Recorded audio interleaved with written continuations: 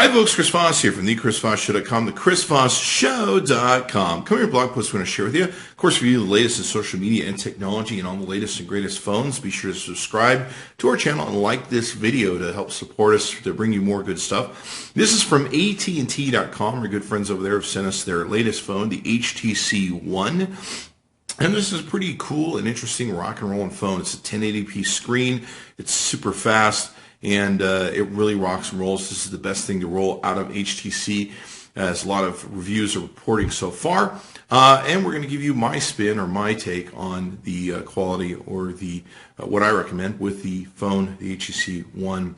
Some of the things that are just kind of stick out at you are, number one, it does have a 1080p screen, which very few phones do right now. It also has a dual speaker system, so you have in essence a stereo speaker system. When you have this turned to the side, you're getting sound from two different speakers, which is pretty cool, and that makes it a very interesting experience when you're playing games and watching videos. And you can get this at ATT.com. Thanks to them for sending us out the phone to review. Now let's go through the specs of this phone real quick. We've got its dimensions are 5.41 inches in height, 2.69 inches in width, and 0.37 inches in thickness. It's got 5.04 ounces. It's very thin, very light is the impression I get from it. It's got a Super LCD 3 capacitive touchscreen, 16.7 million colors, 1080 by 1920 pixels at 4.7 inch screen with a 469 pixel density, which is pretty freaking huge.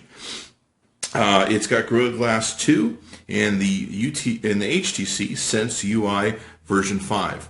Not too excited about the HTC Sense. Boy, they still got to really work on this HTC Sense. But we'll talk about that here in a bit. Okay, on this phone, it has no micro SD card slot. It has no removable battery. It's all sealed into one place. It does have the Beats audio enhancement, which is pretty cool, especially if you like the Beats audio products and system. The internal memory on this, there's two different versions of the device you can get from AT&T. You get the 32 gigabyte or the 64 gigabyte with 2 gigabytes of internal RAM. This particular model that we see here is the 32 gigabyte, and it's very fast, let me tell you. It really cooks. Let's see, what else do we have in here. Of course, it's got an NFC chip with Bluetooth, and it's got a 4 megapixel primary camera in it. It's 2,688 by 1520 pixels.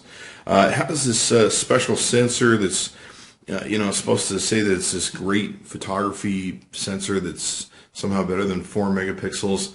I'm not too impressed so far. We'll get to that later. The video is 1080p, 30 frames per second out the back. And on the front, it also is 1080p, 30 frames per second at 2.1 megapixels out the front. It's running on Android OS, Jelly Bean 4.1.2. It's upgradable to 4.22 at the very least. It says here it's got a quad-core chip in it, 1.7 gigahertz Kraut 300. And let's see, what else do we need to know about this little bad boy? It's got a non-removable 2300 lithium-ion milliamp hour battery, which is pretty cool. I don't have any data on the standby or talk time here. Evidently, that's a little hard to come by right now. But other than that, it's a rock and roll little device. And it's fairly impressive. I was kind of disappointed it didn't have the ability to get the Facebook Home yet. But the Facebook Home was just issued about 4 or 5 days ago. But I guess it'll come to it eventually. Right now it's on the brothers of this thing, the HTC One and X and the HTC One X Plus, which looks very nice, I have to tell you. So I'm excited to see what that's going to look like, Facebook Home on this device. Now you can see here it's got a page up and down screen for its app menus. One thing it does come with is a very interesting build-on that has a way for you to integrate this kind of, I don't know what you would call this, but this presentation of your Facebook, and I believe you can add Twitter and LinkedIn to this, and it pulls in the stuff.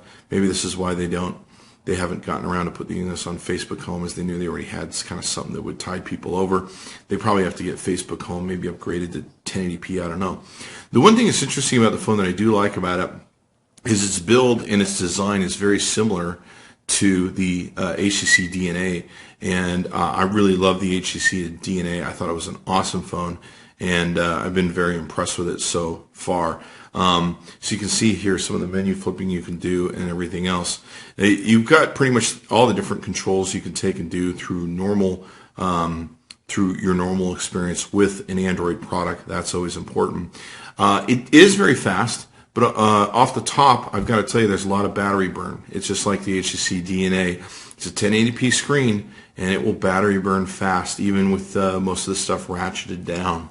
So I wouldn't say it's it's the worst battery burn in the world, but it definitely will go fast, especially if you use it a lot, which is interesting. Okay, so let's take a look at the Geekbench on this device. Now, we've done one or two Geekbenches. One we had come up in the 2600 area, which is the highest we've ever seen on a Geekbench test of a phone. In this particular case, we came up with 2525 on this. You can see the integer scores, floating point scores, memory scores, stream scores. It's kind of funny, we just restarted this. We actually got a lower score backing out all the stuff that was running.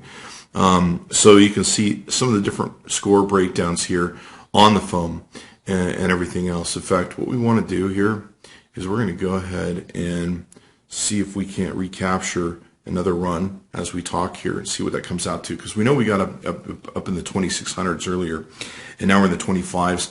The highest we've ever really seen a phone was the LG Optimus G from AT&T version, which was up around 2300 mark area. One of the things they do is they're constantly updating these apps, so you are constantly getting much different results from them. And of course, it depends and varies upon what you have going on in the background with all these phones. But the speed on the HTC One is very impressive. It's one of the things that I really enjoy about it, and that makes a huge difference for me. Wow, that's the highest I've seen this thing benchmark, 2729.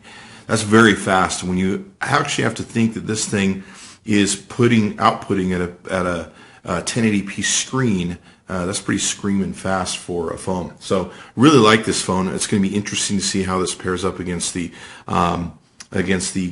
Galaxy S4 or the Samsung Galaxy S4, which I've heard is close to the 3000 mark on benchmarking. But the great thing about the HTC One is it's super fast. You can see here scrolling is fairly good. I think there's a little bit of lag that we're seeing in the process, but this could be app-based.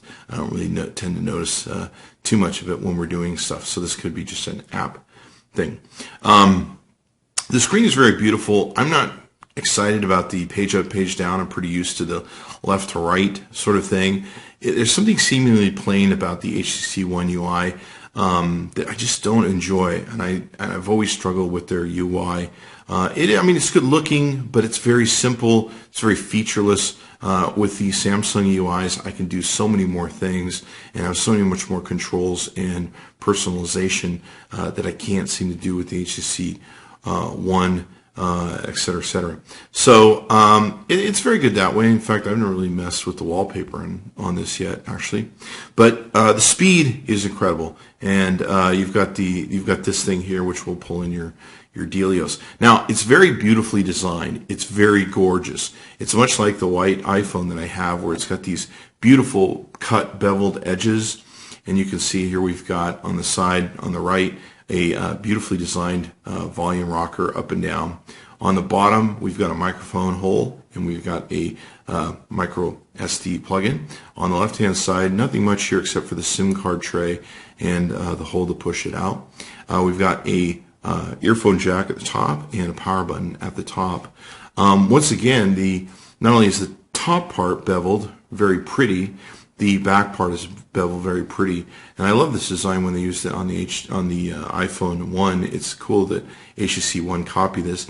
It's got a beautiful steel, kind of steelish back to it, and very good looking, as you can see here. I really like it. It fits very ergonomically in the hand, feels very comfortable. It's very thin, very light, but yet it's got this ginormous screen, and of course when you turn it sideways, you've got this wonderful speakers on both sides, which give it a great effect, and everything else. You can see here we've got our Beats Audio logo, And on here we've got our flash lamp, and we've got the camera eye. We also have a small microphone here.